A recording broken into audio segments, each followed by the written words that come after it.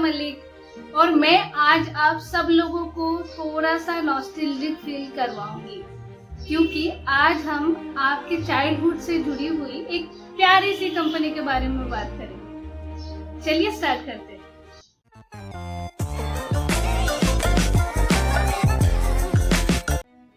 बात है इंडिपेंडेंस की पहले की।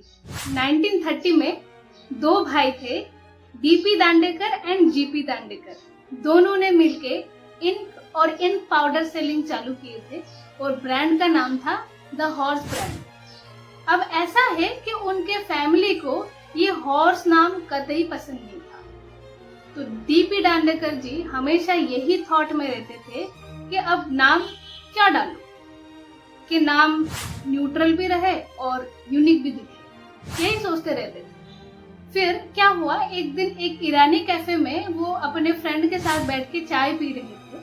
फिर उनका नजर पड़ा एक एडवर्टाइजमेंट में और वो एडवर्टाइजमेंट कैमल सिगरेट्स का था और उनके दिमाग में तुरंत यही थॉट्स आया कि कैमल एक ऐसा एनिमल है जो कि अपने न्यूट्रिएंट्स को अपने हम्प में डाल के मीलों मीलों तक चलता रहता है।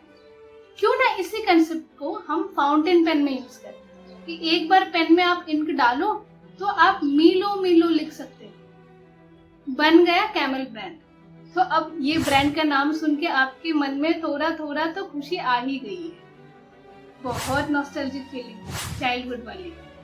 अब ऐसा है कि ये कंपनी अभी तक सिर्फ इंक और इंक पाउडर बेचती थी। इंडिपेंडेंस हुआ 1948 में महात्मा गांधी जी का डेथ हो गया और उनके डेथ के बाद गांधी जी का एक पोर्ट्रेट पेंट करवाना था।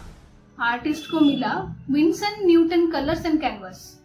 बाद में एक इंटरव्यू में उसी आर्टिस्ट ने ये बताया कि गांधी जी जैसे स्वदेशी मूवमेंट के इतने बड़े स्टॉलवर्ड के पेंटिंग को इम्पोर्टेड मटेरियल यूज करके मुझे बनाना पड़ा। और ये जो स्टेटमेंट है ना, ये इंडिया के कलर हिस्ट्री को बदल डाली। 1960 में डीपी दांडेकर जी के जो बेटे थे सुभाष दांडेकर जी, ये सोचे कि अब हम कंपनी को डाइवर्सिफाई करेंगे आर्ट मटेरियल्स की तरफ।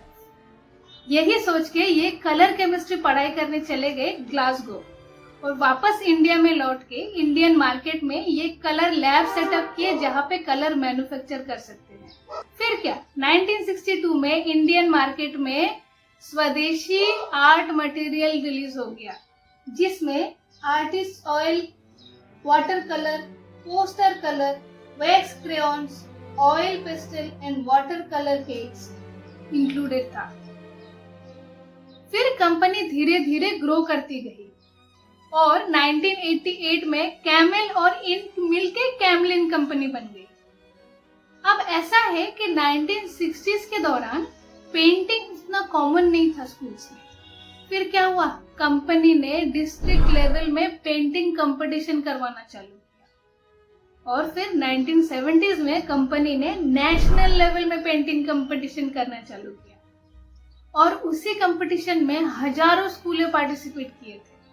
और वैसे कंपटीशन में इतना रिवॉल्यूशन क्रिएट हुआ कि पेंटिंग इंडियन एजुकेशन सिस्टम का एक इम्पोर्टेंट हिस्सा तक बन गया। तो इसीलिए हम कैमलिन कंपनी को दिल से थैंक यू बोलना चाहते हैं कि हमारे चाइल्डहुड को आर्ट से इतना कलरफुल बनाने के लिए।